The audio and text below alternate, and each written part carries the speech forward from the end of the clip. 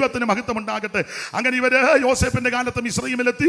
ദൈവം തന്നെ ജനത്തെ വർദ്ധിപ്പിച്ചു. ഒടുവിൽ മോശ മുഖാന്തരം ഇവരെ പുറപ്പെടുവിച്ചു. ചെങ്കടൽ കിടത്തി മരുഭൂമി കൂടി പ്രയാണം ചെയ്യിച്ച് 40 കൊല്ലം കൊണ്ട് 42 എണ്ണെങ്കിലും പാളയമടിച്ച് ഇതിനിടയ്ക്ക് ഹോർ പർവ്വതത്തിൽ അഹരോൻ വീണ് മരിച്ചു. മോശ അതിനുശേഷം മരിച്ചു. ദൈവമടക്കി കാദേശ് വെച്ച് മിരിയാൻ മരിച്ചു. മോശയുടെ ശേഷം മോശയുടെ കൈക്ക് വെള്ളമടിച്ച യോശുവ ശുശ്രൂഷ ഏറ്റെടുത്ത് യോശുവയുടെ നേതൃത്വത്തിൽ യോർദാൻ കടന്ന് മുൻപോട്ട് വരികയാ. എരികോക്കോട്ട പിടിച്ചടക്കി, ഹായി പട്ടണം പിടിച്ചടക്കി, ഗിബയോൻ പട്ടണം പിടിച്ചടക്കി. ഇവർ ദേശത്ത് വന്ന് പാർത്ത് ദേശം ചീട്ടിട്ട് പകത്ത് കൊടുത്തു. ആമേൻ. സമാഗമന കൂടാരം ശീലോവിൽ കൊണ്ട് സ്ഥാപിച്ചു. അത് എബ്രയീം ഗോത്രത്തിന് അവകാശമായി കിട്ടിയ ആ സ്ഥലത്തോട് ബന്ധപ്പെട്ട് അങ്ങനെ ഇവരെ ദൈവം തമ്പുരാൻ നടത്തി. ന്യായാധിപന്മാരെ ദൈവം എഴുന്നേൽപ്പിച്ചു.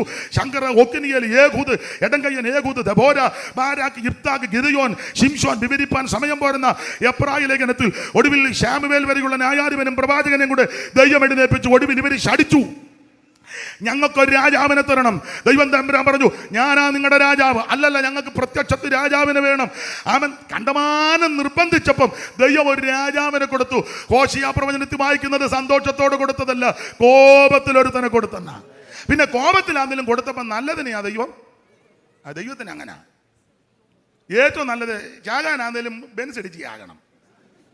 ഉമ്മ പെട്ടിയോട്ടോ തട്ടി ഇവിടെ പറയുന്നതിന് ഒരു യാക്കോച്ചൻ അങ്ങനെ വെച്ച് ബെൻസ് ഇടിച്ചാൽ മരിച്ചു. എവിടെ വെച്ചാ? ടൗണിൽ നിന്നപ്പോൾ ആയൂര്. പങ്കച്ചൻ അങ്ങനെ മരിച്ച. അത് പെട്ടിയോട്ട മുട്ടി, ഒരു സുഖമില്ല. പിന്നെ എല്ലാത്തിനും ദൈവം കൊടുക്കുമ്പോൾ എല്ലാം അത് നശിക്കാനാ കൊടുത്തതെങ്കിലും ഗുണമുള്ളതിനെയാ. ഇസ്രായേലിലെ പുരുഷന്മാരെ ഇറക്കി നിർത്തിയാൽ തോൾപ്പക്കമുള്ളൊരുത്തൻ, കാശുള്ള വീട്ടിലെ ആളും, കാശുള്ള കീശിന്റെ മകൻ ബെന്യാമീൻ ഗോത്രജൻ ദൈവം അങ്ങോട്ട് കൊടുത്തു. കോപത്തിലാണ് കൊടുത്തത്, വിവരിക്കുന്നില്ല. പുള്ളി ഈ ശുശ്രൂഷയൊന്നും പുള്ളിക്ക് വിഷയമല്ല. ആദ്യത്തെ 1-2 കൊല്ലമൊക്കെ ഒരു പരുവത്തിന് നിന്ന് പിന്നെ പരുവക്കേടായിരുന്നു. പുള്ളിക്ക് ഈ ശുശ്രൂഷയല്ല വിഷയം. പുള്ളി മിക്കപ്പോഴും ഈ മിക്രോനിൽ മാതള നാരകത്തിൻ്റെ കീഴിലാണ്.